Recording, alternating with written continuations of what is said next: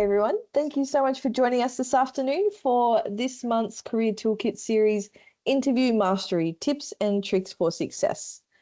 As we kick off, we'll start with a quick acknowledgement of country.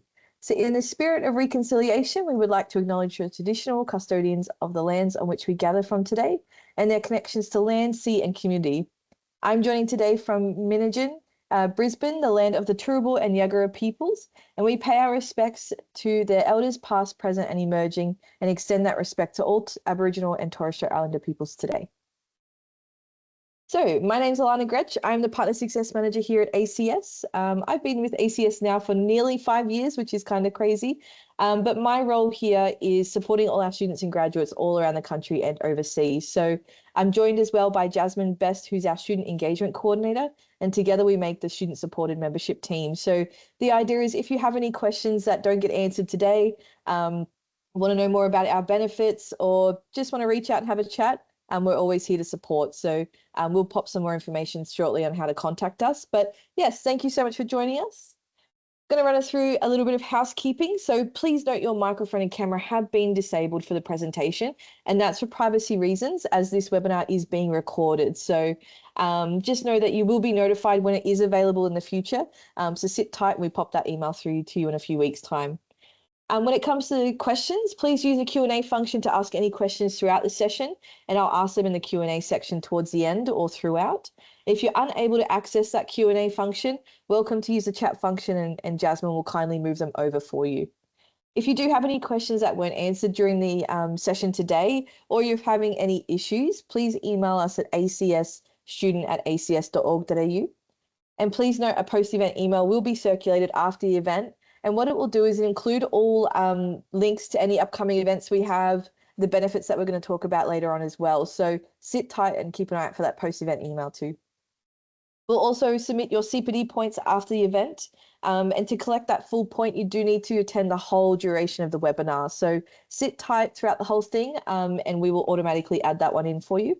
Do note it takes up to 2 weeks for that one to be added to your profile. So be patient with us and it will pop up on your ACS account soon. So I'm really excited for today's session. We've got two amazing presenters. So we're joined today by Dean Ellis, who's the Director of Technology Recruitment at Rec for Tech. And we've also got Dave Ruddick, Director of Expansion X Partners. These two presenters are really quite special. And if you're based in Queensland, you're lucky that these two are based on the Gold Coast. But Dean's so engaging and one of the best presenters I've seen in person and online, and it is such a great fun. And David is someone I really admire for his space work that he does with mental health in tech as well. So we're joined by two really great presenters today. But first, Dean, tell us a little bit about yourself and thank you for joining us. G'day everyone, and welcome to today's webinar. So I am the founder of Rec for Tech Recruitment. We're a technology recruitment agency based on the Gold Coast, but we do recruit across the whole of Australia. I've been lucky enough to work with students over the last 6 years to find roles that are paid within the technology space. I work with all candidates from your junior candidate all the way through to executives, and I see there's another South Sydney Rabbitohs supporter, which is great. I've helped around 400 people find paid work. My story actually started in the Defence Force as a gas turbine engineer, but I quickly worked out that technology was where I was best positioned. So throughout today's Q&A, I'll be sharing the advice that I wish I had when I first got into the technology space. So thanks for having me. And if you do have any questions after the webinar, please feel free to reach out on LinkedIn. Wonderful. Thank you so much for joining us. And let's see if we have David online.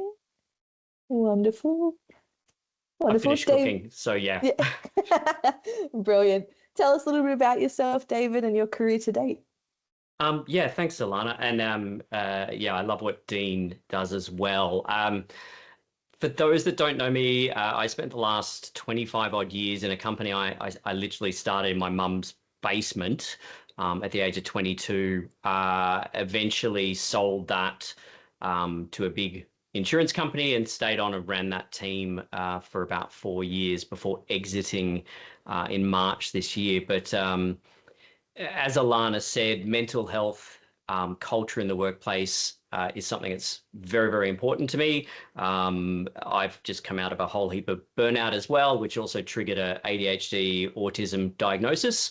But more importantly, I think for this sort of discussion is I've been the person on the other side of the desk running a lot of these interviews with young people, and I've never interviewed for a big corporate, so I can't really say what they do. And I know Dean knows that very, very well, but we've had a lot of fun with our interviews, and anything I can pass on, to the next generation in our industry to help them get jobs with companies they truly love and that deserve them as well, then I'm all for. So yeah, thanks Alana for having us.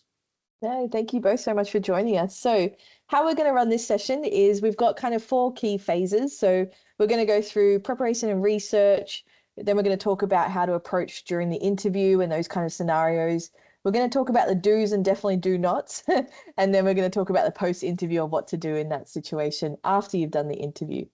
So let's kick it off. So scenario. So a lot of our students online are either approaching graduation or they're students and they're starting to look for those internship or graduate programs. So with that in mind, we'll start with you, David. What are your go-to techniques for helping someone transform interview anxiety into positive energy? Yeah, that's a really good question. And being on the other side, interviewing people of all ages, backgrounds, and everything else, no matter how much you think you are hiding any anxiety, we can see it. And I think the honest answer there is just own it. Use it as excitement. You're so excited to have the opportunity to interview for that company, you are a little bit nervous, and I have a lot of respect for people who have been honest about that. I did have one particular individual who I did end up hiring, who later told me that he was busting to go to the toilet during the interview and sat there the entire time because he so wanted the job. And I honestly said, mate, if you actually said to me, can I just go to the bathroom quickly, I would have said yes. Now, every interviewer will be different, but again, to me, honesty earns points. Definitely, and we've all been there. It's nerve-wracking. I think when you're nervous and anxious, sometimes it can almost show how passionate and keen you are as well. Yeah. I agree with Dave, honestly, Alana. I think honesty earns points. The amount of times I've had someone jump on the screen and they've said to me, "Oh, Dean, I'm so nervous," and I'm like, "Hey, I'm just a human.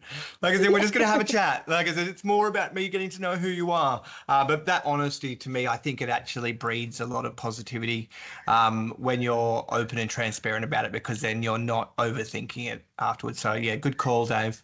And I think to that point, like the interviewer is probably already aware, but they might do things to try and make you feel more comfortable because they want to get to know you. They want to work out if you're a good fit for them, and vice versa. Well, I had a candidate who, sorry to give you another example here, Alana, I had a candidate who came through to interview with me for a junior Power Apps developer role. I think it was 2 weeks ago. And she told me straight up, I'm really nervous. And so I spent the first maybe 5 to 10 minutes of our conversation just understanding who is she, what happens outside of work.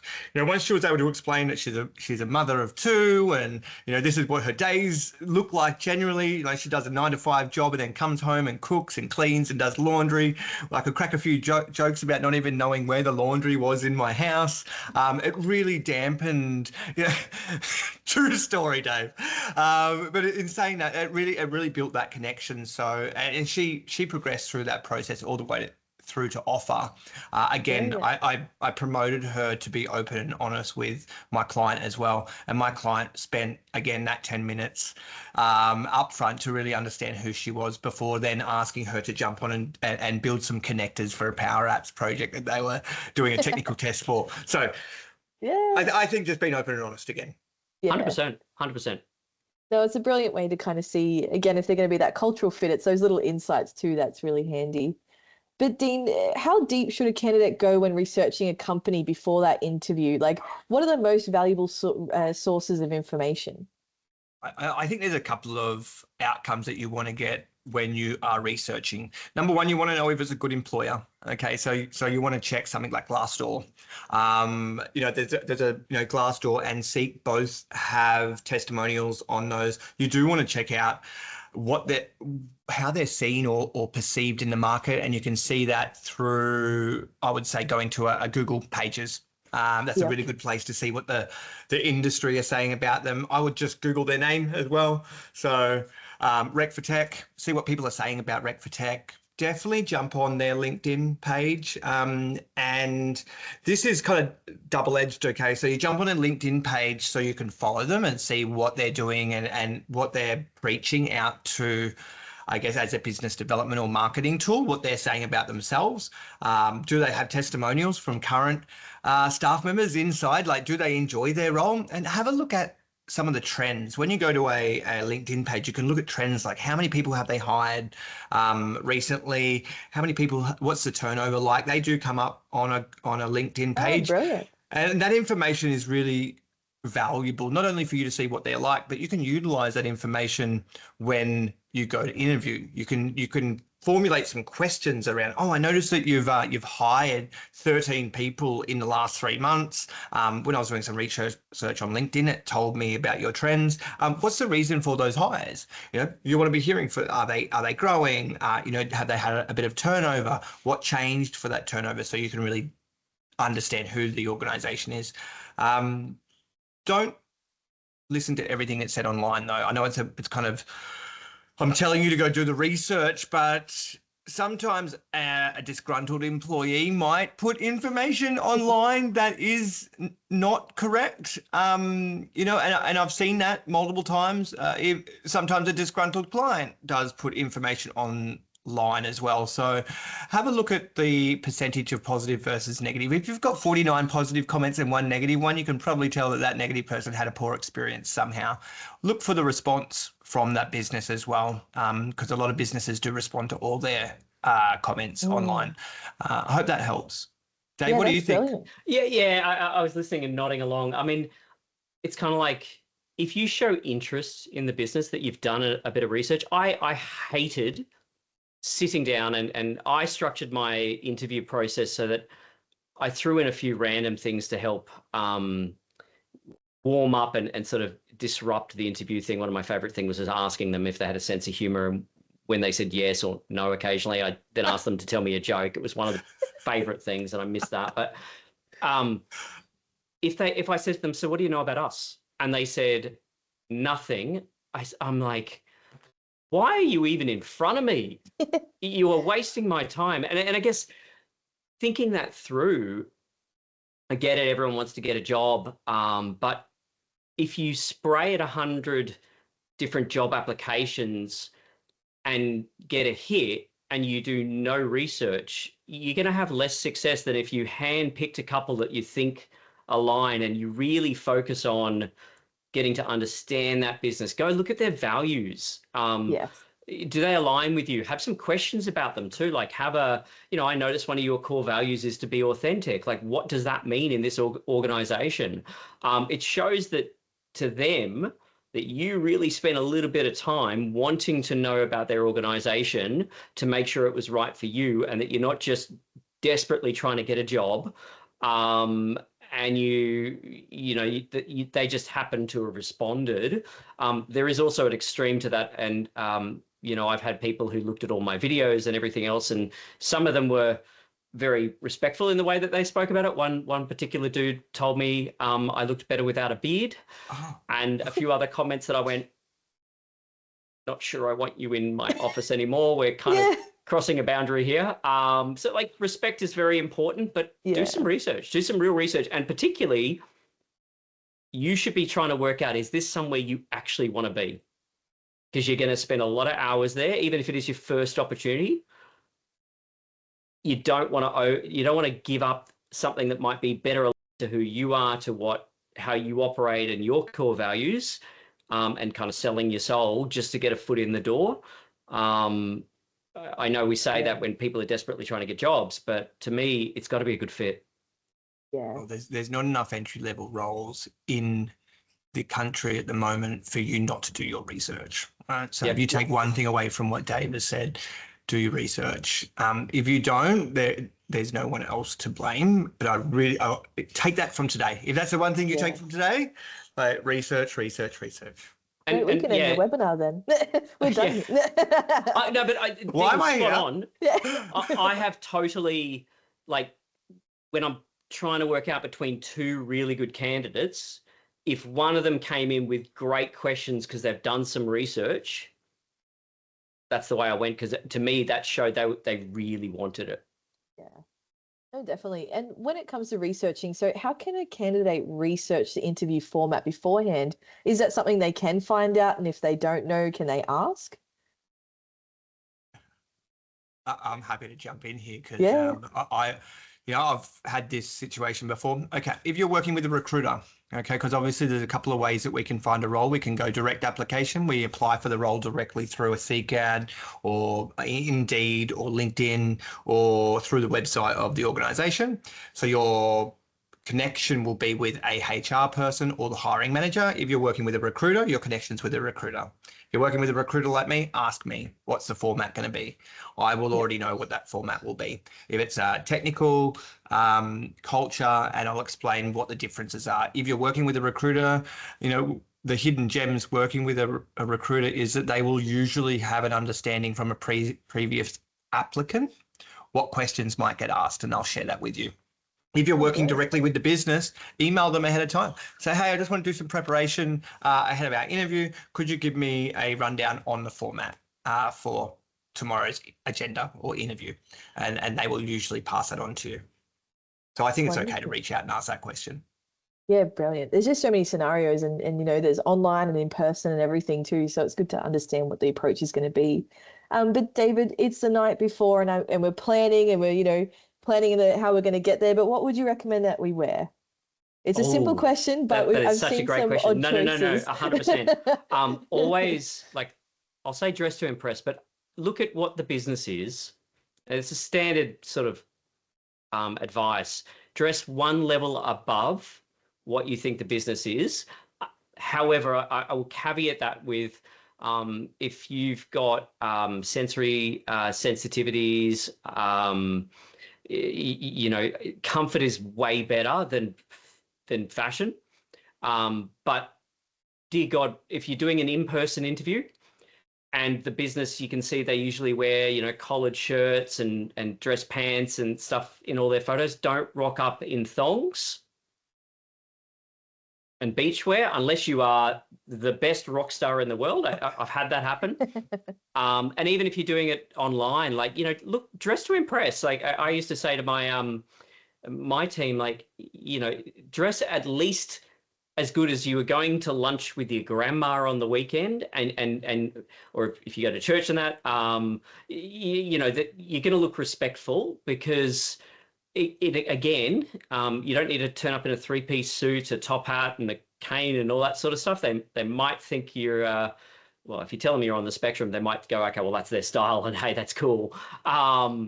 Definitely not thongs and shorts and some ragged t-shirt. Look good. Like, on the flip side, if you are neurodiverse and being on camera and stuff is difficult for you, be upfront and honest about it and just say, hey, look, I find challenges with this, and hopefully they'll adapt. That's brilliant. Asking for adjustments to the process is totally okay in 2025. Part of, if you read most of my job ads, I'm pretty sure at the bottom it says something along the lines of, if you require any adjustments to the interview process, let me know ahead of time. Some people require the questions up front. Some want to know what should they wear. I would 100% agree with Dave and say dress to impress and one level above what it looks like they're wearing online. If you're in Queensland, don't wear a collar. A tie. Sorry, wear a collar. You can have that open neck. I would not wear a polo. Contrary to popular belief, polos are pretty cool, but they're look kind of cheap. outdated now. But they do look cheap. And I don't care if it's a Ralph Lauren polo. Don't wear a polo. Wear a shirt. Wear that short sleeve or long sleeve. No shorts when you're going in for an interview. Closed-in shoes. Most organisations, workplace and health and safety require closed-in shoes. Don't miss your opportunity because you've got open-toe shoes. Business casual is what I call it, but definitely dress to impress. And again, like, ask the recruiter or the person who's lining up the interview, like, I want to make sure that if you're nervous about it, like, again, this comes back to feel free to ask questions. No one's going to shoot down. And if they do shoot you down, it's not the right company for you. Just ask, hey, like, what's the dress code you're expecting? And then whatever they tell you, just go a little bit above so that they go, oh, wow, you've exceeded my expectations. Yeah. I always laugh when I did uni. I got told you can never be underdressed for an interview, and then I did an internship in Byron Bay at the community centre, and they said you're the first person to walk through here with a button-up black pencil skirt and heels, and I felt kind of embarrassed at the time, but it made an impression, and I just kept it in my head. I'm not underdressed, I'm but I got the internship, so it does make a difference when you can make that first impression. I can imagine that, Alana. They're one of my clients. The Byron, they're one of my clients, so I totally get it. Yeah. I've got an old client that I looked after for 20 years. She loves telling people that, because I used to wear bow ties. It's not bow ties. I always wear bow ties these days, but ties that were very weird from a fashion. There you go. There's the autism. But she loves telling people that she used to want to strangle me with it. So, like, I actually also think, though, and to your point, Alana, wearing something that also is a talking point, especially if you are nervous. Like, it's the reason I wear the vest or the bow tie or cool Converse or something, because someone will make a comment on it. I don't have to think up things to say because we've switched over to that. So don't be afraid to, like, respectfully and tactfully, like, wear something that you think is kind of cool. It's also a talking point. Yeah, that's brilliant. We've got a quick question I'm going to add in there. Is it okay to wear sneakers? Oh God, again, I'd look at the business, and if most of them are wearing like collared shirts and stuff in their photos, I'd say wear nice dress shoes. Even if you see me walking around in Connie's, I agree. Unless you've got a medical reason, I would really steer clear. Yeah, we often see, like, the startup community, they are in sneakers and jeans and polos and things, but like you've said, for those interviews, regardless of that, still rock up in your proper outfit. Match the cool clothes afterwards. Yeah. Wear your Google shirt, your Captain America shirt, wear that afterwards. But for that interview, dress to impress. Go to level up. Yeah, get the job first. Make the sale, then work out where you can, show some of your authentic self and style. Yeah, brilliant.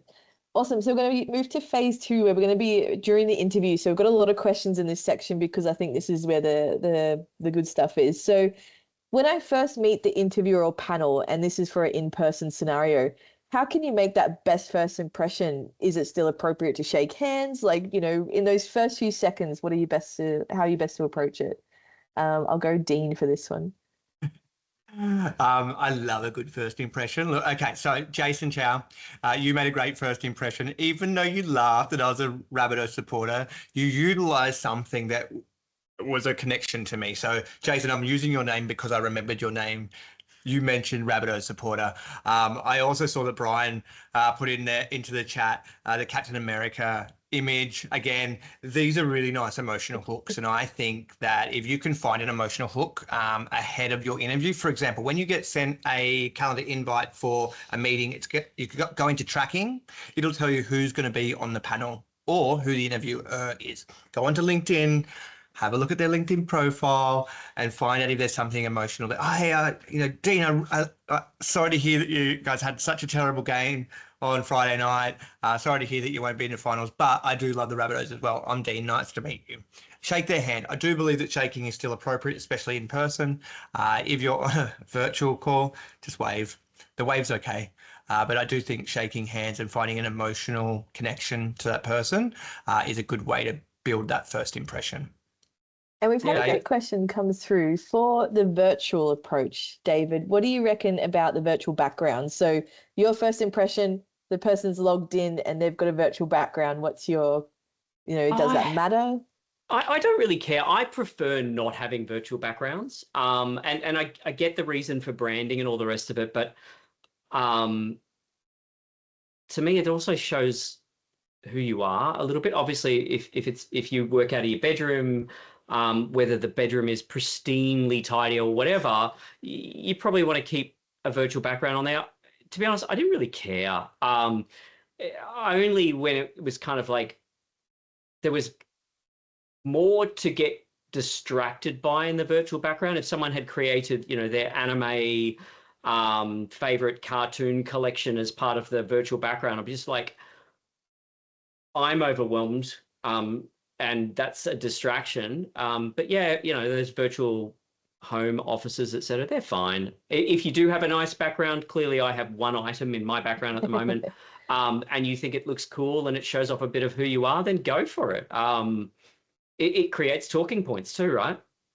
We're so different on that question, Dave. Like, I really care about the background. Like, I don't want to see dirty anything in your background. I don't want to see clothes. I don't want to see your kitchen. I definitely don't want to see someone walk behind you. That's distracting. All of that I agree with. If you can't control the environment, 100%. If it looks nice and you've got like a nice bookcase with some, pop-up toys or whatever the hell there, and it looks smart and cool. If it's your bed and whether it's pristine and you've got beautiful sheets and 5,000 whatever thin cotton, no, put a virtual background on, or find another room. I just say blur it, or put a virtual background on. So yeah, good call. Sorry, Dave. sorry. We are actually more aligned than what I thought. Yeah. No, I do care, but I don't care if it's a virtual background or your real one if your real one looks nice. Yeah, brilliant. Now we are getting a lot of questions come through, so just a reminder to pop it in the Q&A function rather than chat if you do have access. But what is the difference between a good answer and a great answer to common questions like the "tell me about yourself" question? I'll put it out for Dean. I'll jump in here because I really think that a good answer tells a story, right? And it hooks in the role and the organisation back to the story. So for example, explaining who you are. Okay, if I was applying for a role at Asthma Australia, okay, it's a organisation that I'm very fond of because I have asthma, so I would explain that I have lived experience, right? I get that hook. This is why I'm applying for the organisation, and this is my experience with asthma. But then also, who I am as a human. I'm a dog dad of 3. I've got a husband. I go to the beach every weekend. I'm a Rabbitohs supporter, right? So they're the sort of ticket items that I would use, but I would tell a bit of a story and how it links back into the organisation. That's a personal favourite of mine. Brilliant. I'd say don't give brief answers. The art of conversation is that you plant enough seeds that people can have things they can pull on. Yeah. But also don't give such a long answer that the interviewer is going like, I've got other things to. So give some, put some fat into the response. Give it some thought. We had a sales trainer in who actually said, if you get asked a question, this is for when we're on stage and everything else, but you can use this in the interview and you don't know how to answer or you're nervous, using the phrase, that's a great question or that's a good question, actually gives you time to think about your response. So give thoughtful responses. How's your day been? Oh, it's been good. Not enough. Yeah. We're looking for something that we can then pull on next. I don't want to ask why. I want you to say it's been a great day because, I got up and I got a chance to go to the beach and I walked my 3 dogs. Oh, cool. You've got dogs. Let's talk about that. That allows us to bond.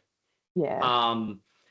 I'd be careful with the trying to link the question always back to the job, the role and the rest of it. Do it authentically because sometimes it comes off like you're just trying to find every opportunity to blow smoke up the interviewer's whatever's. But if it's relevant, like, oh, actually, and that's one of the reasons I decided to apply for this job. Like, I just love what you guys are doing, and again, be authentic. Definitely. And in a lot of the past interviews, webinars,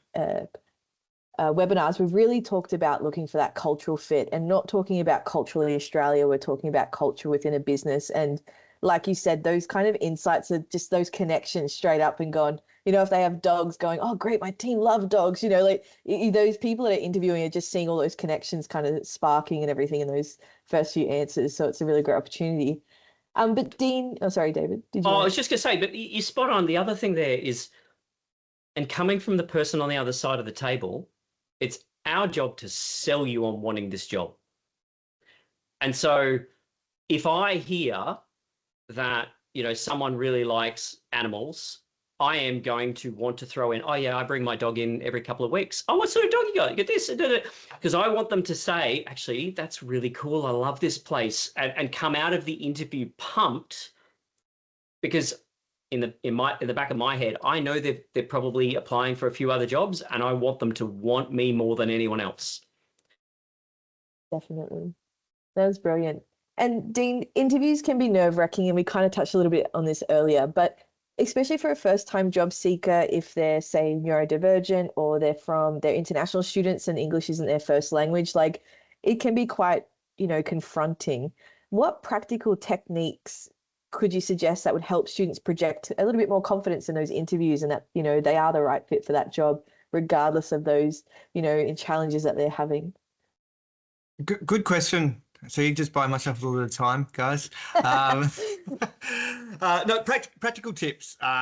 Something I teach every candidate that comes through my process is to leverage AI and leverage particularly ChatGPT or Copilot. And I would put, if you're okay, for example, I'll actually send you an interview list of potential questions after this, Alana. You can share it with the group. Amazing. And I have 20 different questions for different scenarios that candidates can practice in front of the mirror. I use ChatGPT to create potential questions based on the role. So if you're going for an IT support role or a data analysis role or a machine learning role or or front end or back end or full stack developer position, put the requirements of that job into ChatGPT. Don't put the company name in ChatGPT. Just use the requirements and ask ChatGPT to create or formulate questions that may be asked based on the level of role. It will spit out phenomenal questions for you to then start thinking about what the perfect answer is. Sometimes if you get stuck on a question, ask your AI. Mine's called Rex. I kind of like Rec for Tech. It made it up itself. So I ask Rex regularly, what would the ideal answer be to this question?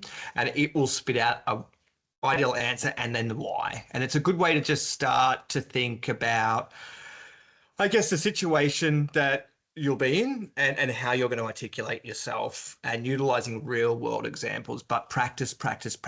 That's the one thing I would say to get yourself over the nerves, is just to practice in front of a mirror or in front of your camera. So sometimes you can jump on your computer, turn the camera on and just look at yourself in the way that you're responding. Have eye contact with yourself. So you can practice giving eye contact when you are in that interview online or when you are in person. It's a little bit uncomfortable at first, I'll tell you right now. I still don't like looking at myself, but it really helps. So practice your responses to potential answers or questions that might be asked. I love that, because I literally fed the interview questions and a few thoughts regarding neurodivergence and everything else into ChatGPT before, and asked it based on everything it knows about me to have some thought processes, and that helped me trigger some general things that I thought, oh yeah, that's what I should try and respond with. So I'm not reading its answers. Do not do that. Please, dear God, don't. And we've heard of stories of like people chat GPTing or through their earphones.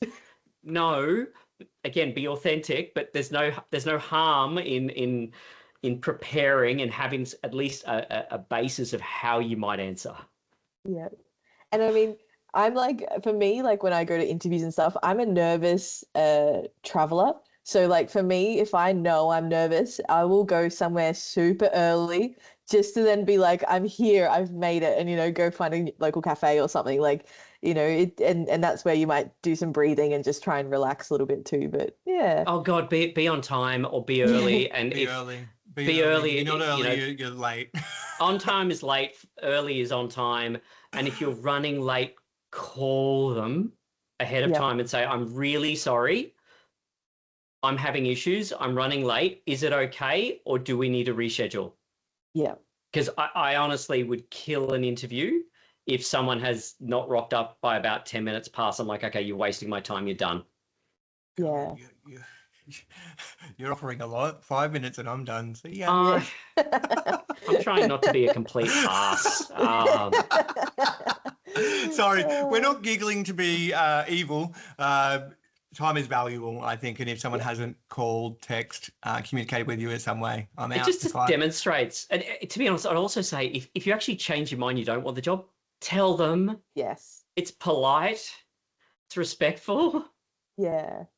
There's nothing worse when the recruiter or the workplace has, had so many applicants and they've narrowed it down to 4 people that they're going to dedicate an hour to each, and that person just purely just doesn't rock up. And it's like you've taken that opportunity off somebody else as well, which is, it can be, that could be you in the future. So 100% that you've stolen time from someone else, or the person who was interviewing you probably has a million other things to do that they took time out and stopped what they were doing to interview you, and you've wasted their time. Be respectful. If you ever change your mind and want that job, that person will remember that. 100%. Now, Dean, how should candidates handle it when they don't know the answer to a technical or industry-specific question? Because, like, quite often in the job ads, they list out types of tech they'd like you to have. And quite often our students and grads don't necessarily have heaps of experience. So should they handle that kind of question if it does come up and they don't know? So this happens regularly. As you can imagine, I'm a technical recruiter, and I expect sometimes that candidates aren't going to know the response, but what I'm really looking for is how do they handle that pressure, first of all right? So straight away, I'm looking for what's the response. Are they calm? Are they composed? And are they honest? Straight up, all right? So Dean, it's not a piece of technology that I've previously worked on. However, what I would do if I was placed into that situation would be X. I'd review the documentation. I'd then create a test sandbox. I'd do X, Y, and Z. If I still wasn't able to break, fix, so on and so forth, I'll reach out to the peer community. I currently am part of X, Y, and Z community, or I'd reach out to the vendor. I hope that helps. Just because I really want to see what's that troubleshooting process. What's the process you're going to run through? Because I don't expect everyone to be a wizard, but I expect them to know where to find the wand, right? Definitely. So. And this is a piece of advice we quite often share with students is like at ACS, we've got a platform with over 35,000 short courses. If you could see types of tech listed in those job ads and you're like, oh, I don't know how it's used or I don't know it, watch a 5-minute video and understand how they're going to apply it. So at least then if they asked you, have you had experience, and I'm going to throw it out there and say Python, you could be like, I haven't personally used it, but I do understand that this is its purpose and how you might use it in the workplace. And I think that's enough to go, oh, wow, they've done some research on it as well. It could be a good way to demonstrate that too. Yeah, I would say as well, don't make it up. I had one guy who he ended up telling me that his mother had told him that if he doesn't know the answer to a question, he should also always try. Don't do that. Don't do that. If you don't know, just say, look, I don't know, as Dean said. I'd love to see analytical style. What I also love to see is what is on your list to learn. So if you say like, it's actually funny you mentioned Python. It is something I've enrolled in I don't know, Udemy or whatever course at the moment. I'm learning it. I can't answer that at the moment confidently, but it is something that I'm actively trying to learn. When I hear that, I'm like, oh, you are a lifelong learner. That means a lot to me. Yeah, brilliant. And David, what are some effective ways to demonstrate skills and experience through storytelling without taking up too much time of that interview? Oh, because we've all seen it done. Yeah, I mean, again, to Dean's point, I actually love that. Like, if some of the prompt questions you've had have sort of said, can you give an example where you used an analytical approach to break down a problem into blah, blah, blah, blah, blah, and what was the success criteria? You should already have something, because you don't want to be umming and ahhing. But even on the basis you got a curveball thrown at you and you're sort of winging it, try and be succinct. And if you're unsure of what they're really wanting to hear, just say, look, just so that I understand, what are you looking for in that response? Like, if you're not certain of the question, or could you repeat the question or repeat it back to them? I just want to understand, is this what you're asking, before you go through it? But yeah, be conscious of time. Wonderful. Could I throw something in there as just a bit of a framework for people to think about when they are responding to these questions? Oh, need some water. I'm just going to share my screen, and you can share yours back in a moment, Alana. Let me just quickly bring this up. And if you are all ready, I'd love for you to screenshot the screen. This will save you. I'd never heard of this. Oh my God, I love the STAR method. I've been working with so many different AI interview tools. I'm a consultant for a number of interview tools where I'm teaching the model what the STAR method is, how to look for the STAR method, because that is a really great response. Okay, STAR method. Situation. As you can see, it's a bit of context for your answer. Then you want to give the task. So what was required from you, or what was your role? What was the action that you took? So personally, David, what did you do? So not a we, it's not a group exercise, right? This is a Alana or David. I want to know what you've done, and then what was the result? So for example, tell me about a time that you worked as part of a team to achieve something. All right, I'm going to make something up now. In my last role, I was a recruitment manager managing 3 staff members. 2 of those staff members were having an argument on the way to move forward with a certain recruitment project. I sat both of them down and asked them to write a pros and cons list on how we were going to move forward with this project. They actually self-assessed and realized that Jolene's direction was the best, so they came to the conclusion themselves, and Jolene was able to push that project forward. So there's a backstory, what I did, and then the outcome. So the project was then delivered on time and on budget, and to be honest, the NPS score that we got from the client was phenomenal. So, all right, so you've got the pre, all the way through the process, and then the end and what the outcome was. If you use that STAR method in your responses, it'll articulate yourself well. It will also help you be succinct, and you won't waffle on. So I hope that helps. That's brilliant. Amazing. Thank you so much, Dean. That's an amazing resource. I really appreciate that one. We've had a really great question come through, and it's quite similar to my next question as well. But if you ask someone who has an intellectual disability, should they mention it in that interview, or any tips to work around, bringing that up and putting it on the table? David? Yeah, this comes back to being upfront and honest. I think so. We had one applicant apply who was autistic and didn't like being on camera. So, that was very difficult for them. And I can tell you, in my journey at that point in time, I was a bit like, that's weird. But then I, done a lot of research and understand. But we gave them the opportunity to interview without the without the camera on. And I'd be upfront about it. Like, it needs to be something that you can handle. Dean was talking before about, looking people in the eyes, and there are people who cannot do that. I'll be honest, I find sometimes it really hurts to do that if I'm depleted. But be upfront and honest and say what your needs are. And again, if they're the right company for you, they will make accommodations, because some of those people we hired were brilliant and such a good fit for our company. And if we'd taken a hard line of, yeah, you're not going to do it our way, then go away, we would have missed that opportunity. Yeah, 100%. And I guess that kind of follows on to my next question as well. So for panel interviews specifically, how should candidates manage eye contact and engagement with multiple interviewers? Um, it can be quite intimidating when you do have a few people in front of you. Do you think it's appropriate to try and lock in, or, if it's okay to look around and things like that? Start a stopwatch and look at all of them 5 seconds and move on to the no. Dean's frozen video, but Yes. I mean, again, it try and be authentic. If you want to look at particularly the person who's speaking and asking you the question and responding to them, but you don't also want to just hone in on one person because it feels comfortable. I used to have my office manager, now the general manager there, Julie. She used to sit in on the interviews with me because we would work out our scores together, and maybe a senior leader.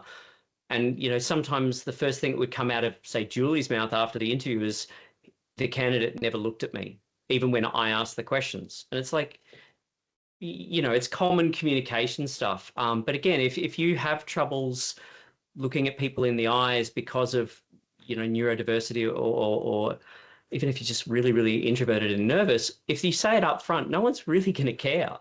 Unless you look at your navel the whole time and hunched over. But that would say to me as an interviewer, you're not comfortable, and what can I do to try and make you feel comfortable? Definitely. And Dean's back now, which is wonderful. Dean, soft skills is something we talk about a lot at ACS, and it's particularly in this series. How can someone reference their soft skills during an interview? It's a really good one. Don't say it out loud. Don't say, I'm really good at communicating. For example, if communication is one of the skills that are required for your job, you can showcase that by giving an example. Again, utilizing the STAR method. All right. In my most recent role as a director of recruitment at Rec for Tech, I regularly go out and do presentations for universities and different associations across Australia. Most recently, I went to Somerset College, where I presented to a cohort of 50 students to teach them about increasing their presence on LinkedIn. So I gave you a live example of the ability I'm able to communicate without saying I'm a good communicator. So you give examples that showcase that skill set. If it is project management, time management, find a example that you can utilize for your response. I'm not frozen again, am I? No, you're good. You're here.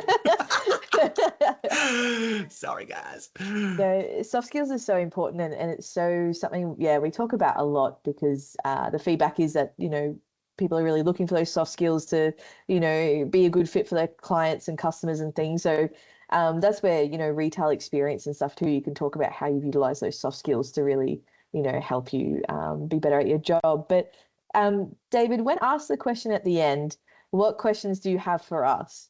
Is it good to have questions prepared? And what are some examples? Hell yes. It blows me away if someone's taken the time to make a list of questions. And again, this comes back to the fact that the business is trying to sell to you that you want that job. Even if they're top tier, whatever, they still know that they have to win you over.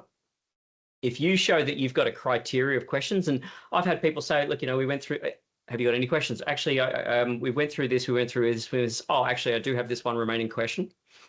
If you take notes about things you want to ask later, it's easy to derail the conversation. And next thing you know, we've spent an hour and we haven't even got through the panel questions. Hold it to the end, be respectful. But if it shows that you've been listening and it's provoked a thought and a question that you want to ask, it shows me you care, again. And just remember, I remember the first time I was interviewing people, I brought in friends to help me interview because I was nervous as crap interviewing people for a job with me. I'm 22, 23 years of age at the time. So just understand, you might be nervous, but they might be too. Especially if it's someone who's moved into a role that's never interviewed before. So yeah, like just have a conversation, but have those questions prepared. It shows you care, and particularly about core values or, the interesting projects you saw or media or whatever. It shows you've done research. That's brilliant. My go-to is always asking about the work culture. I think it's always interesting to hear, what do they do to contribute to that work culture? And Wonderful. why does this role exist? Yeah, What happened to the brilliant. previous person? Yep. Yeah. Yeah. Yes. Nailed it, Dave. Because Yeah, you might be is there a flagging vacancy? something you should walk away from if it's like, oh yeah, the other person didn't work out, and we've been trying to fill this role for the last 12 months. Find somewhere else. Yeah. Could I share some examples with the Yeah. crew? Is that all right? I Yeah, think we'd love that. again, I'll share this with you, Alana. Yeah, go for it. I think these questions show that you've actually thought about what's required for the role. Now, it is saying to me that it's probably not going to allow me to share my screen, so I might just read a couple of them too. Can you tell me about the day-to-day responsibilities of the role, or what does a day look like for this particular role? What are the key challenges that someone that accepts this role will be facing? Can you describe a challenge that you've faced in the organisation previously? If you know that the person's been in the organisation for longer than 3 minutes, ask them, why have you stayed? Why have you stayed at ACS, Alana? What's kept you there? You want to show curiosity. Yeah. Are there any upcoming projects or initiatives that might be held by this current role, or that this role may be involved in? So you can start to look at positioning yourself as in the business already by utilising the questions. I'll share, look, I've got 5 pages of these, so I'll share them with Alana, and Alana can share them with you. We'll pop them in the post-event email, but that's brilliant. We're going to go to the next phase, the do's and the definitely do nots. I think this is a big one. So, David, what is the biggest interview mistake you've seen candidates make, and how could it be avoided? Oh, I mean, we talked about it before, being late to an interview and not saying things up front, not being dressed well, not being very closed in your responses, like yes, no, 4 words or less. Not doing any research on the business. Yeah, I mean, I always think about it as professionalism. You're going for a job interview. This is a professional organization, assumedly. Act like a professional. Act like someone that you think they would love to employ. Then you've probably got a list for this. Yeah, I was going to say, Dean, I'm sure you've seen some I'm actually just going to shockers. share my screen, guys. I've got a list here for you. I don't have a list. But look, my biggest bugbear is someone not having examples to be able to share with me, or not being able to draw from their previous experience. And I mean, like, if you need to draw from your personal life, draw from your personal life, but tell me a story. Like, I interview hundreds of people every month. I want to be entertained, people. Tell me a story. Like, come on. Like, that's why I used to ask really a joke, because I'm job? like, I got to make this interesting for me as well. 100%. But even if you're nervous, you have a personality, right? Like, everyone has a personality. Try and show a bit of it. Yeah. Respectfully. I'm so nervous, but I'm still cracking jokes. And I guess the other way then, can you share a memorable interview experience where you've just been like, wow, that was brilliant, or has it taught you something, Have you had one of those experiences? Yeah, I didn't have too many of these, but every now and then I'd interview someone and I'd turn around to, whether it was Julie or someone else after, and say, I want that person. Yeah. And it was because they didn't overstate their capabilities, but they were confident. They responded well, and maybe they were using the STAR process or whatever. They dressed well. They were able to apply examples of either, even if they worked at Woolies. I worked at Woolies as a checkout operator when I was 16. Like, being able to talk about things and showing them how you would fit into their role and their workplace. Asking things like, so what's the culture like here? Showing that they really cared about it. My job was to sell them and make them absolutely desperately want the role. but their job was to make me absolutely want them. And there's been a handful of people over 25 years where I turn around and I'm like, I want that person. And yeah, yeah.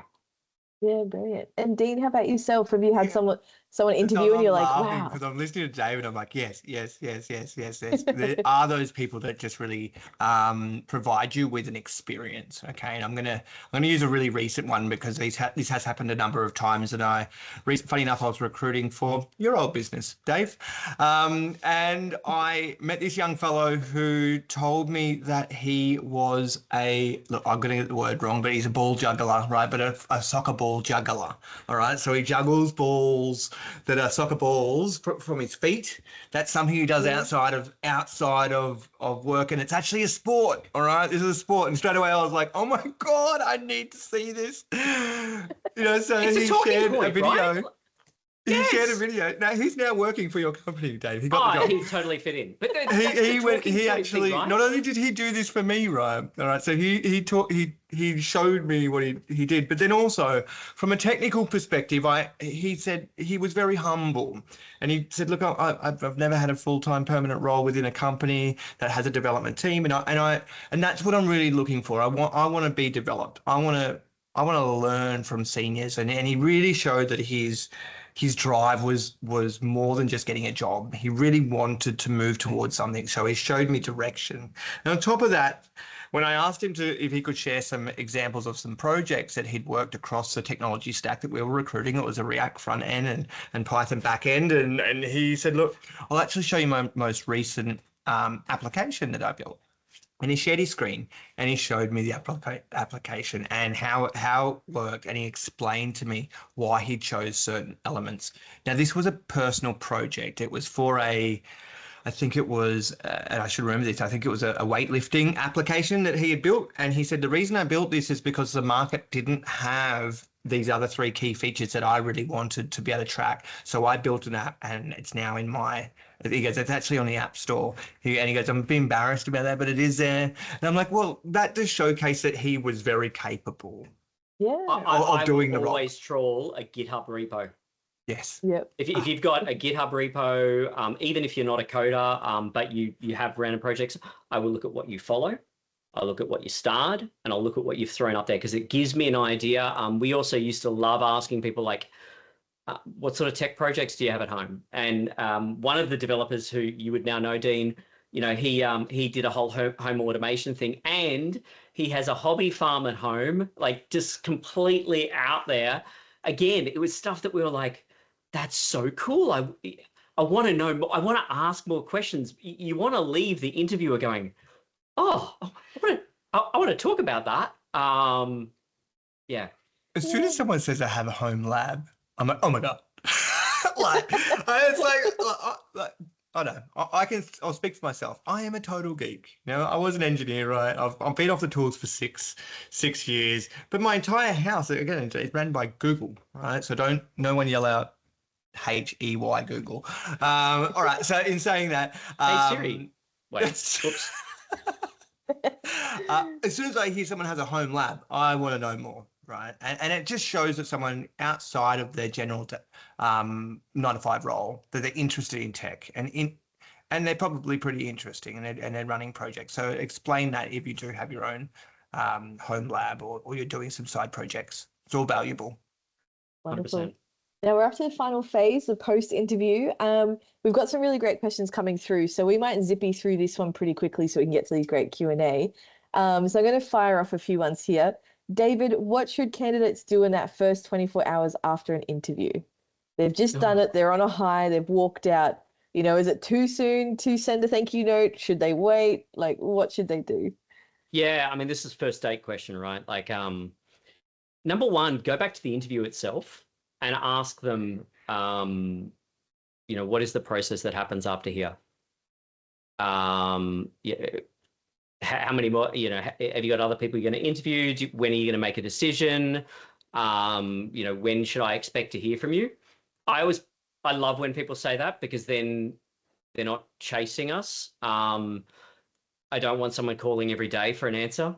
But if it's been a couple of days after the interview and you haven't heard, there's no problem in calling and saying, hey, I just wanted to follow up and see how my interview went. If you guys have come to a decision yet, or if you haven't, when I might get a response, just so that, you know, I've got other opportunities if you genuinely do. You know, I want to be able to factor that in. That shows that you care. Calling every day. Not so Please much. don't. And Dean, Can I share a slide? yeah, go for it. Oh no. I laugh because I really wanted to give some value today, and so I really went deep, guys, to make sure that I could give you some value. And this slide, I really think is responds to the question beautifully. Can everyone see my screen, Alana? Yes. All right. So first thing is, it actually starts before you get to the interview. Make sure your contact details are correct on your CV, please. All right, make sure your contact details, your phone number, your email address are correct, because if I want to offer you the job or I need to contact you afterwards, I need to be able to communicate with you. But after the interview, be patient. As you said, the waiting game, right, Alana? It is a waiting game. Be patient. At the moment, recruitment cycles are taking, I would say, 2 weeks longer on average than any other time in the last 6 years, with the exception of COVID. Sorry, COVID pushed out to a 6-week recruitment cycle.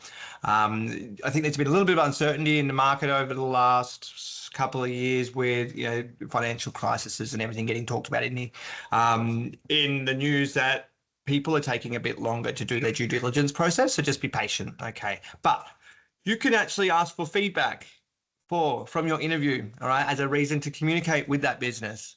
So I would say be patient, check your emails. But if you'd like to know where you're at, like David said, in the interview, ask the question up front. When should I expect to hear from you? Oh, 7 days. If they haven't called you in that 7-day period, then it's okay to then call them.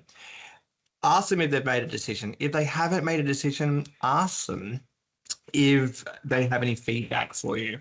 This will again show that you've got a growth mindset, which every business wants someone with a growth mindset. Make sure you contact your referees and let them know that you'd like to use them as a reference, and if you are going to be referenced, that you'll reach out to them and let them know ahead of time. No one wants to call a referee that doesn't know that they're meant to be providing a reference, okay? And keep active and interview. So even though you've secured Ooh. I think every time I just messaged him, I think every time he shares, He freezes. while he's doing it, it's kind of like I always compare relationships as the same thing. It doesn't matter if it's business, personal, romantic, whatever. If you are constantly going out and researching, and interviewing, you're not desperate. And then if it doesn't come through, it's okay. Don't hang your hopes on it. Be honest with them if you really, really like that job and you're interviewing for someone else, and you've got to make a decision because they've made an offer. I've had people do that, and I've honestly said to them, actually, you know, either we want you, or you know, I take the other job. Yeah, brilliant. We might continue on, and then Dean will make a comeback soon. But I'll just quickly share my screen again. So, David, in your opinion, should candidates research and engage with the company's social media posts and everything while they're waiting to hear back? I think it doesn't hurt to follow and understand what's going on. We have we were hiring some people for a marketing role once, and we noticed that one of the marketing candidates was liking and following some of our stuff, and that made us think, okay, they're actually interested. Obviously, if you're responding to every single post and trying to be seen, it's kind of like calling them every day to find out if the job's, you know, theirs. So it's got to be balanced. It comes back to the authenticity. Yeah. And Dean, you're back. Could you guys hear me, or was it just oh my god, how embarrassing. You got up to a certain point and then it just goodbye. That's okay.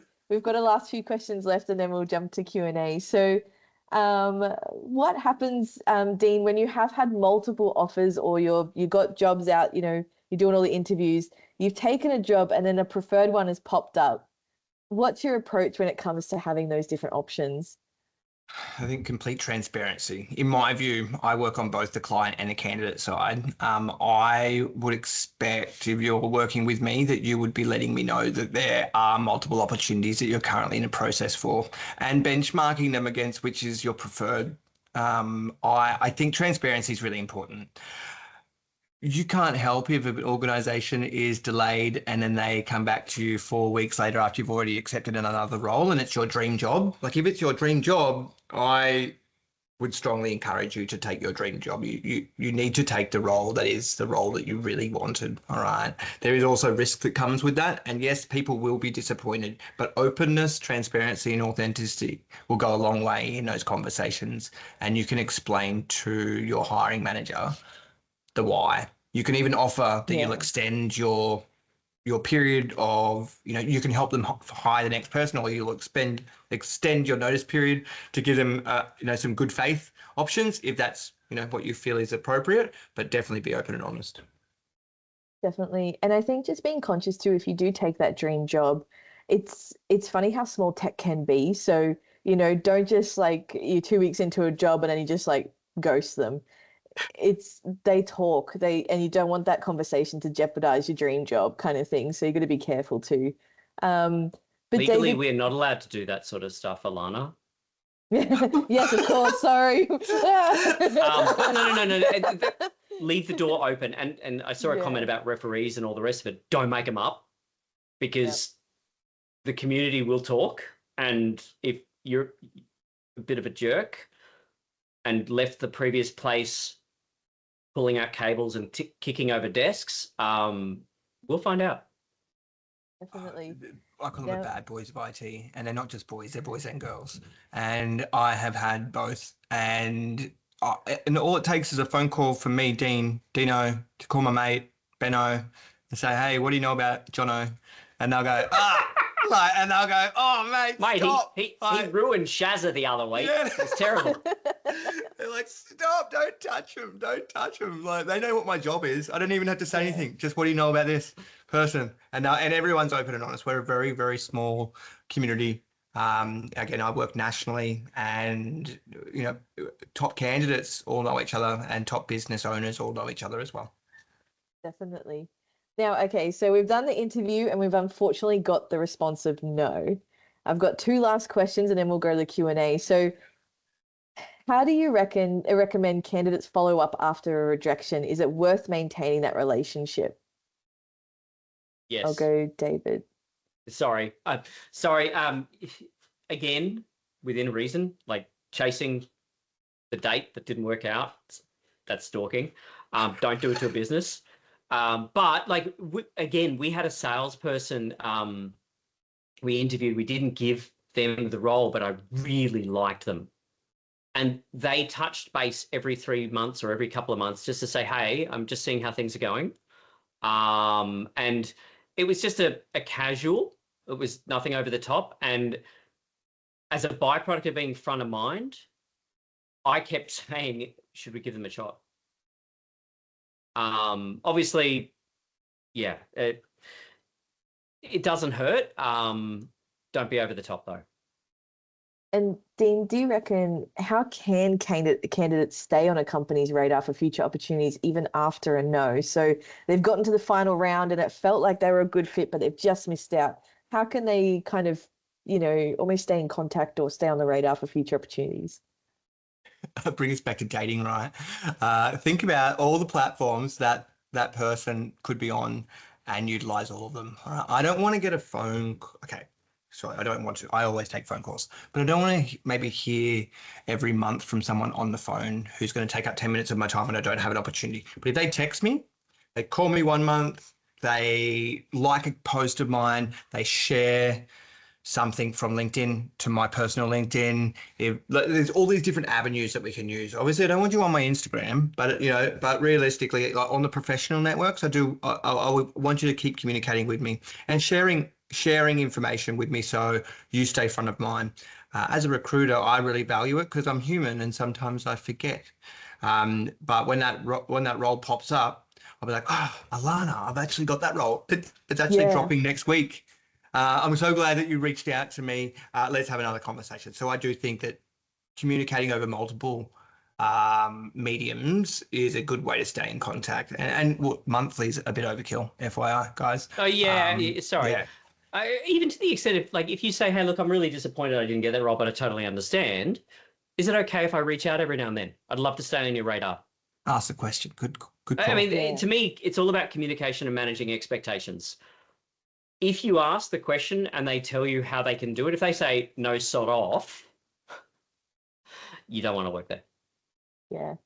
And I think if you say send those messages on LinkedIn and they don't reply, I think you just have to leave it as well. We get sometimes they message and they message and they message and they message, and I can understand the desperation and the frustration, but it's like you've got to really draw the line there somewhere and understand that person's, privacy and busyness as well. But wonderful. We've got so many questions, so I'm going to start shooting through them. Reflecting back on the handshake approach, we've had a couple of questions. So how to refuse a handshake for religious reasons? Would it be a bad first impression? We all did it in COVID. Yeah. Yeah. And how should we handle shaking hands with the opposite sex? I mean, don't go in for a hug and a kiss on the cheek. It's probably not going to be appropriate. But also, let them lead. If they lean in and go for a handshake, there's a handshake.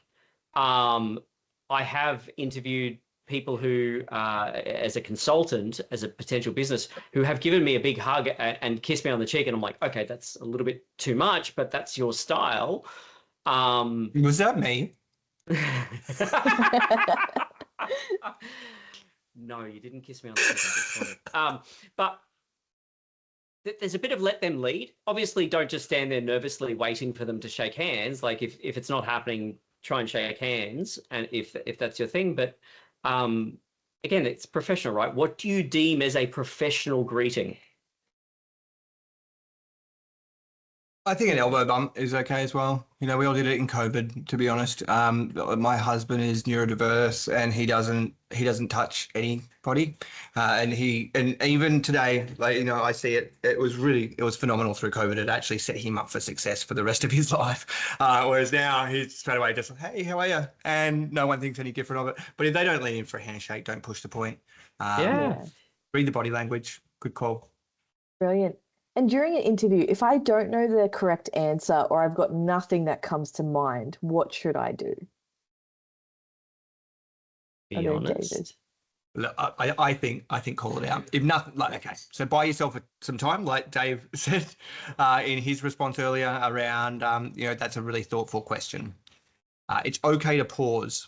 Okay, it's okay to pause and have a think about what your response will be. If nothing comes to mind, just explain that, hey, look, Dave, I'm so sorry. Could you either rephrase the question or could we come back to that? That's what they're the two approaches I would go, probably rephrase or can we come back to that? I'm drawing a blank right now. Yeah. It's okay to be open and honest. And before we started, Dean, you got a great example of also show them how, or maybe it was during the thing, my brain blurs together at times, show them how you think if you don't know the answer to it, or how you might find the answer to it. Hey, I don't actually know the answer to that, but this is what I would do to try and find the answer out. And I sort of commented on the fact that I also love hearing about whatever people are actively studying. We had this during the call. So be open, be honest, don't lie. Yeah, we did answer this I actually had this example with a brain. candidate who went for a role with a client of mine, and the client said to me, I am going to offer this person the job after this interview, just so you know, Dean.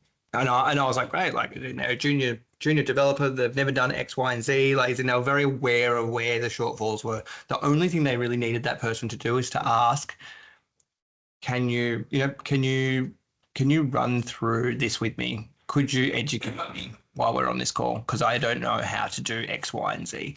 And they would have got the job. The person froze. They were unable to articulate themselves. They actually couldn't respond. And they got so flustered that they actually had to stop the interview. But the person allowed their emotions to take over without being, without kind of bringing it back to that calm center and going, hey, this is not something I've had exposure to. However, because, you're aware that I'm a junior and I haven't done any of these, this is my first role within said industry. Could we do it live together? Yeah, it's okay to ask for that. And that person will take you through the steps in process if you're on a virtual call or if you're sitting next to them. It's okay to ask that and be open and honest. I think that's just a live example I thought was important to share. Yeah, definitely. That's a really good question. And I think, Dean, this one might be for you. I've heard people say if someone changes their name to be a more English sounding one, they have a higher chance of being selected for jobs. I'm not sure if it's true or just a myth, so I wanted to ask you, what do you think about this? I've got my opinion, but I'd love to hear, Dean, yours first. Well, number one, the fact that we have to have this conversation is devastating to me. It's devastating. I'm mortified that we even as a community have to have this chat. I've seen it happen. Okay, I want to give you an example. So I had this lady from the UK. Her dad's side of the family are Indian. Her mum's side are English. Her birth name is Saraya. I think it was Saraya Singh. I can't remember off the top of my head. However, she also has a second CV that was Rebecca Singh. Okay. Now, when I saw her CV, I called her straight away. She was not it was her Saraya. I'm so glad it was her Saraya, CV that I saw. And I had a chat with her. She said, you know what, you're the first person to respond to my CV for these exact type of roles. I've applied for about 30 of them. And she explained that she had just gone through the process of putting out some other CVs in the name of, I think it was Rebecca or Rachel. Anyway, I checked in with her a week later and she had it, like the data is she had a larger number of callbacks by using an Anglo-Saxon name. And I just want to be really open with everybody here on the call. That is not how I work. That is not how any of my clients work. Yeah. And if any of my clients did work that way and had an unconscious bias that was to do with race or someone's Anglo-Saxon name, I would choose not to work with them. Okay. Or sex or creed or color or any of those things. Like you and I have debated this in the fact that I said exactly the same thing. I think that we actually have to do blind hiring is a load of rubbish, but it's because of this problem. Dean, you almost froze for a second then. I've got a mate of mine. I studied, I'm originally from Melbourne. I moved back to Melbourne when I studied after school. I've got a friend who's Saeed. He's born in Australia. He speaks English and sounds just as English as everyone else. He has two resumes. One has Sam on it, one has Saeed. And Sam gets more things. Like maybe just the way I'm wired, I looked at things differently. And if I saw internationals for certain roles, I would actively try and give them a shot. Or if it was a woman for some of the roles, because I knew how they might actually be a better fit for certain roles, I've now since learned I'm quite different in that aspect. And I think there's a lot that needs to be changed. But maybe to Dean's point, put two out there. Yeah, I think we've got a long way to go. We've got a long way to go as a community. We have lots of isms, and unfortunately, there are what we call unconscious bias in nearly everybody. I am very aware that what my unconscious bias is, which is why I actually blind hire. So what David was mentioning, what blind hiring is, that my ATS, so my applicant tracking system, removes names. And it removes schooling. Funny enough, I don't want to know you've got a TSS, which is a well known. So I get that removed from my ATS. So I am just seeing skills and positions that people have held, and that is to prevent my own unconscious bias. Right? I was born in central New South Wales on a farm. Like I have inherent unconscious bias, unfortunately. However, I actively make changes to prevent it from coming into my process, but. Try it. It's shit that it has to exist. If you're going through a recruiter, have a chat with them about that. because honestly, some of the best hires we had came from places that, I mean, I hired people that other companies wouldn't touch, who were geniuses. And it was some of the best investments we had, and I couldn't understand how they got overlooked. But yeah, it's a problem. It's a real problem. Diversity in tech, I just think that a diverse team like creates a faster process. This is the most diverse industry in the world. Yeah. No, I agree, and it's a shame that you have to ask those questions. But yeah, I completely agree with you both, and it's a shame that we have to ask these questions. But I had a really good one come through regarding career change, and of course I've just swapped my screen. Here we go. Job ads often ask for years of experience. How can you stand out when you are studying and transitioning from a completely different career? Did you say that again for me? Sorry, I got So- sidetracked. No, job ads often ask for years of experience. How can you stand out when you are studying and transitioning from a completely different career? So they're a career changer and they're wanting to come into tech, and they've got those years of experience. How can they stand out when they're They do have the years of experience? Yeah. They've got years of experience, but in a different industry, they're transitioning. Correct. You kind of touched on it earlier. It's like, demonstrate how the skills you've learned can be applied to this job. And again, I had this amazing lady who used to work in retail. She's now running project management for data breaches globally. Like, no tech background, but she was great with people. She was great under stress and an excellent communicator. Yeah. Dean, you've got a list. Your cover letter is that digital handshake to show that, okay? Like, some people talk about cover letters being really outdated. I can tell you right now, if someone sends me a cover letter with their application, it's not unconscious bias, guys, but I love reading a cover letter because it gives me a story. I love a story, right? Remember, I want to be entertained. It's actually more important than the resume for me. I get a notification if there's a CV or a CV in a cover letter, as do anyone that's going through Seek or any other ATS, okay? So if I believe that they have the skills based on their screening questions, I will go straight to the cover letter before I go to the CV, because I want to understand what they have to say about themselves and how they align to the role. So showing that transferable skill set. Again, this comes back to the junior developer I've just recruited who said, I have no experience.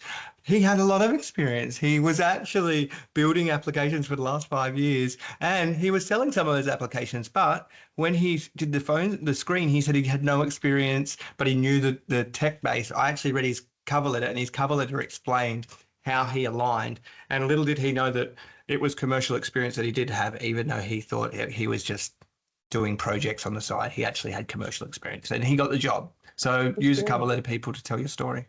I used to not read resumes at all because they were usually so full of shit. And I would learn more about a person, but that cover letter would tell me whether or not you actually read the job listing. Yeah. Would tell me something interesting about why you wanted the job. Might also tell me that you were applying for someone else because you forgot to change it. Yeah. Top tip, don't just use AI, use your own language. Don't leave Or M dashes in if you are using. And apply for 40 jobs and forget who you're sending it to. We had like a whole webinar dedicated to resumes because there's a lot to it. And there's a lot of do's and don'ts for that one too. But we're running out of time, so I'm going to pick 2 final questions. What is the best way to respond when asked about salary expectations for an entry-level IT role? I've seen some salary ranges on Seek, but I'm worried quoting them might seem too high. Is it better to avoid giving a number and instead focusing on the opportunity to learn and grow? Might let Dave go first on this one, if you've got an idea, Dave, because I've got my own. No. And I'm very curious to hear yours as well. I hated when I'd say to someone, so tell me, what are you looking for? And don't get me wrong, at one point in time in my career, I was so nervous to ask that, particularly me with my business of 4 staff at that point in time, trying to win over people who were probably being offered all sorts of dollars, and I'm thinking, can I afford them?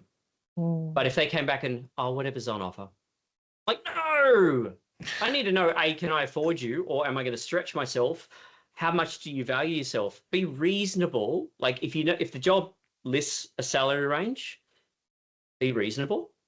Don't come in with, it's $110,000 job, but you want 180K, because why are you here? Unless there's something that we missed. But be honest, like, I'm currently on 75K where I am, or, my understanding of the industry is that this type of role would get 85K as a base.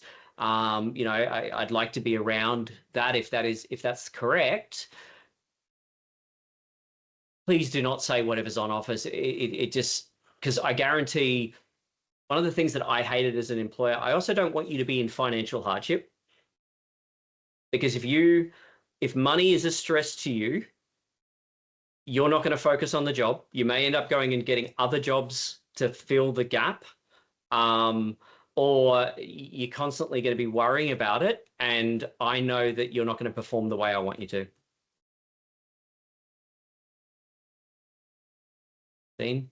Well, I agree. I also don't want someone to be stretching and having to take 2 roles. So know what your budget is. All right. So number 1, know what you require to keep your household running. Right. Yes. That's what you need to know that as a candidate. All right. Before you go for any role. And when you're applying for positions on Seek, you're going to be asked that question: what's your salary expectation? Don't pick the top one just because it's available.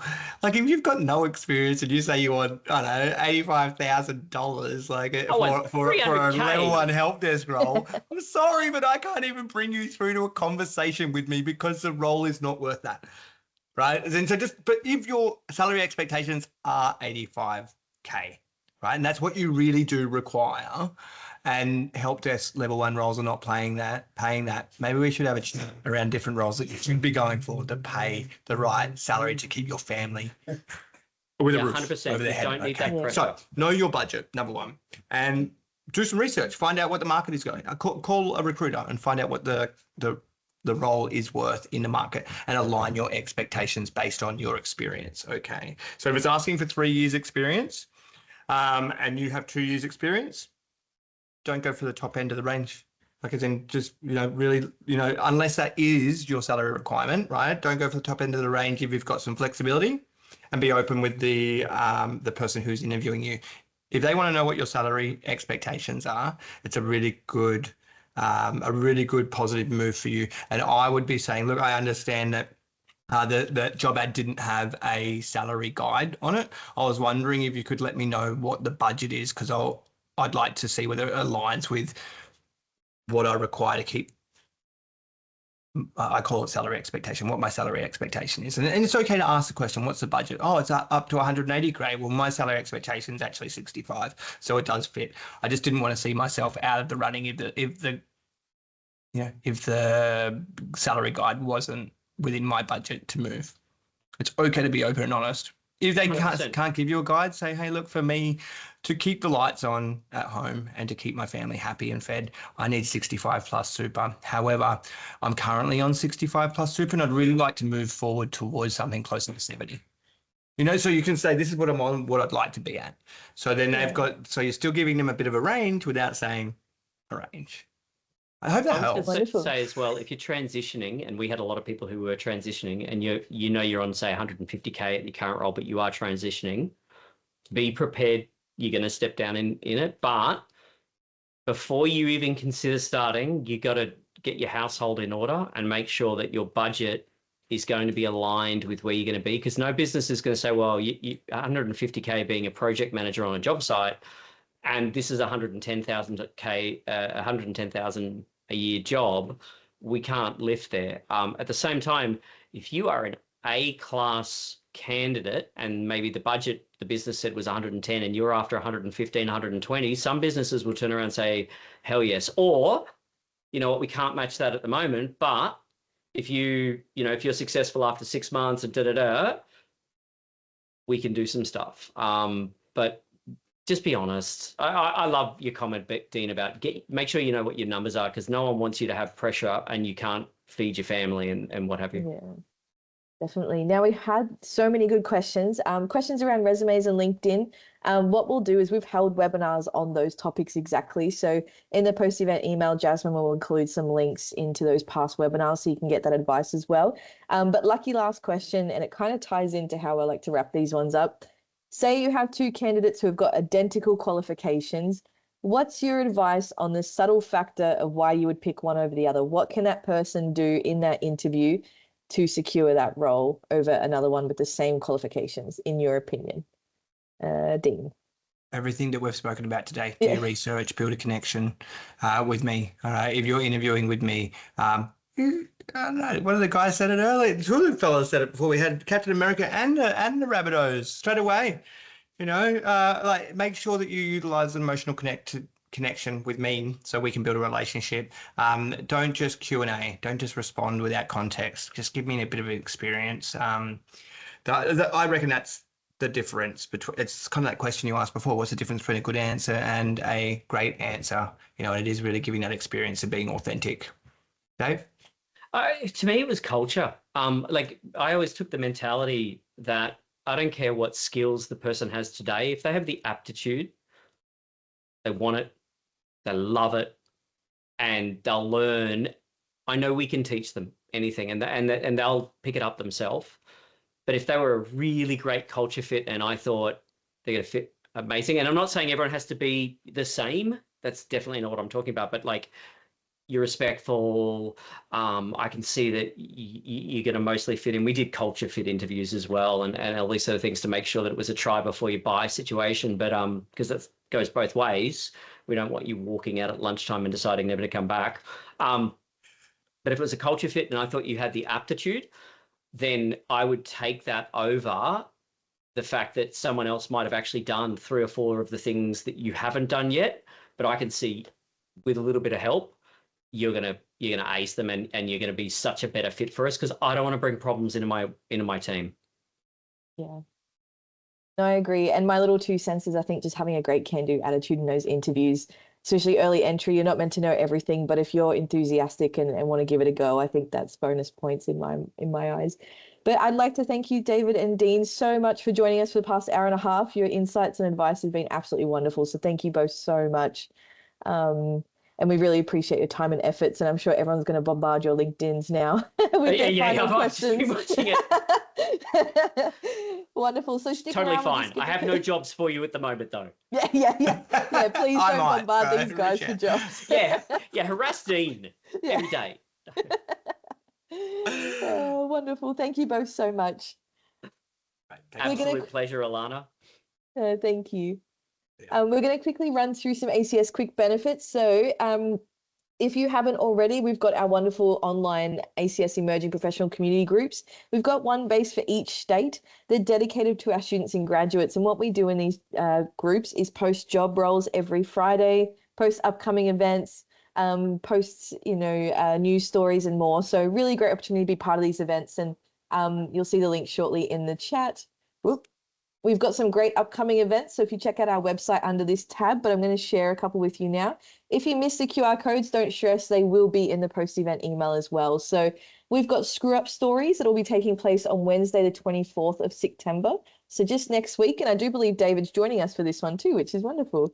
So this one's going to be held in Fortitude Valley in Queensland, hosted by our Emerging Professional Committee, and they're going to have a panel of senior leaders who are going to talk honestly about when have they made a mistake in their career or taken a risk, and just want to talk about how they approached it and talk about resilience and how do they bounce back. So really lighthearted conversation.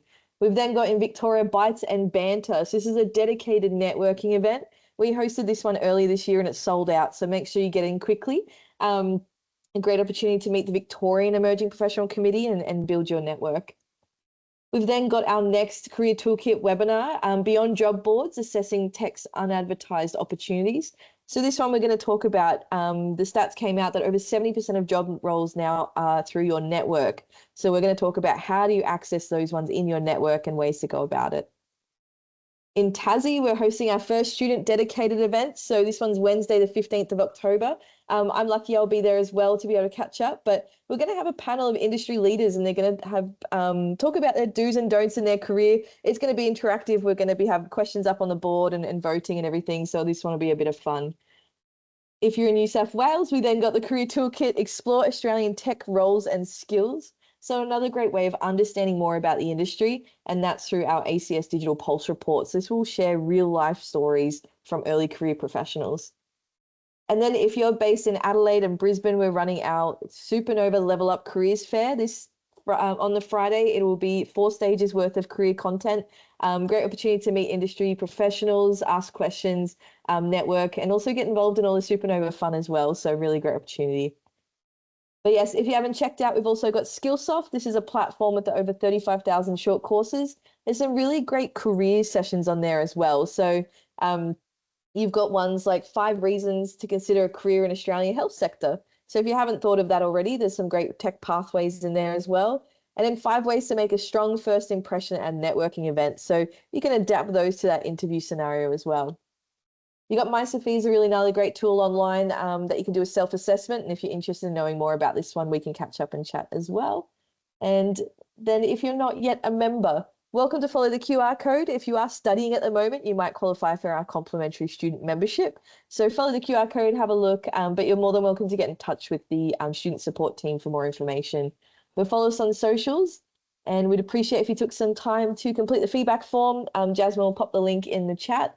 But thank you so much for really joining us. We really appreciate it. It's been nearly a year of this webinar series, so we're looking forward to delivering much more. So thank you so much for attending and for all your feedback, and have a great rest of your afternoon. Thank you.